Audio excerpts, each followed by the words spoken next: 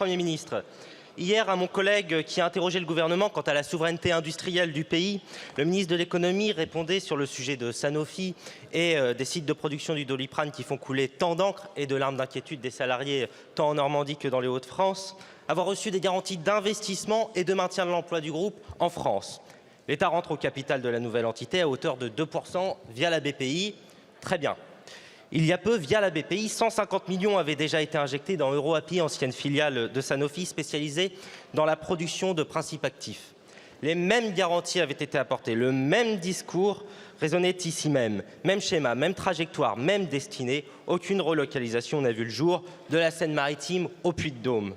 L'ogre du fonds d'investissement américain auquel est cédé Opella se rit du petit poussé français et de ses 2% de part. Pour reprendre des mots élyséens, c'est du ripollinage, de la poudre de perlimpinpin. 5000, c'est le nombre de ruptures de stock de médicaments recensés en 2023, amoxicilline, paracétamol, Ozempic et j'en passe. Cela concerne à 70% des médicaments à molécules tombés dans le domaine public, à faible marge, qui n'intéressent plus les big pharma focalisés sur les produits protégés par des brevets bien plus rentables. Ni vous, ni nous ne sommes dupes.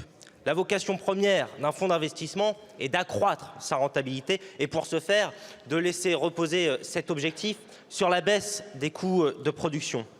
Or, la santé ne saurait être un jeu boursier. Alors, vous, Monsieur le Premier ministre, nous appelez au travail transpartisan, dont acte. Notre feuille de route est claire. Voilà pourquoi nous nous interrogeons, quid de la création d'un pôle public du médicament qui permettrait de mettre notre pays à l'abri des ruptures d'approvisionnement sur une grande majorité de molécules tombées dans le domaine public face à la prédation de telles multinationales. Je vous remercie. Merci beaucoup, Monsieur le député. La parole est à Monsieur Marc Ferracci, ministre en charge de l'Industrie. Merci Madame la Présidente, Mesdames et Messieurs les députés, Monsieur le député Édouard Ménard.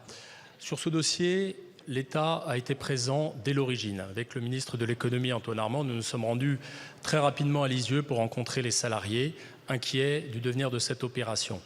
Nous avons exigé et nous avons obtenu des garanties, vous l'avez dit, des garanties sur le maintien des sites de production de Compiègne et de Lisieux, des garanties sur le maintien de la direction opérationnelle d'Opella en France, des garanties sur le maintien de l'emploi, des garanties également, vous l'avez évoqué, sur les investissements qui seront générateurs d'emplois pour l'avenir. Ces garanties, elles sont assorties, et c'est ça qui rend l'accord qui a été signé ce dimanche inédit. Elles sont assorties de sanctions extrêmement significatives. Elles sont assorties de sanctions qui nous rendent extrêmement confiants sur le fait que les engagements seront tenus.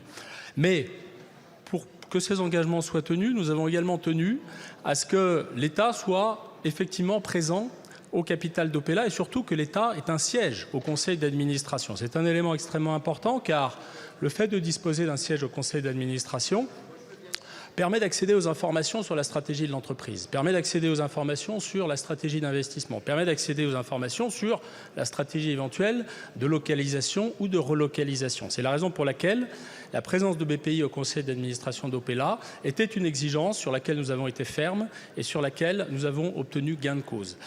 Je veux vous dire, monsieur le député, que notre stratégie en matière industrielle, c'est une stratégie qui marche sur deux jambes. Il s'agit de protéger l'existant, de protéger les emplois, de protéger l'empreinte industrielle, de protéger la sécurité d'approvisionnement et à ce titre, des quantités produites figurent également dans l'accord comme des engagements de la part d'Opella. Mais c'est également de ne pas dissuader les investisseurs, de ne pas dissuader celles et ceux qui veulent apporter à notre pays les ressources qui permettront de créer les activités et les emplois de demain. C'est cette stratégie qui a permis d'améliorer l'investissement depuis 5 ans et c'est cette stratégie qui nous laisse penser que cet accord est équilibré. Je vous remercie. Merci beaucoup, Monsieur le ministre. La parole est à présent à Monsieur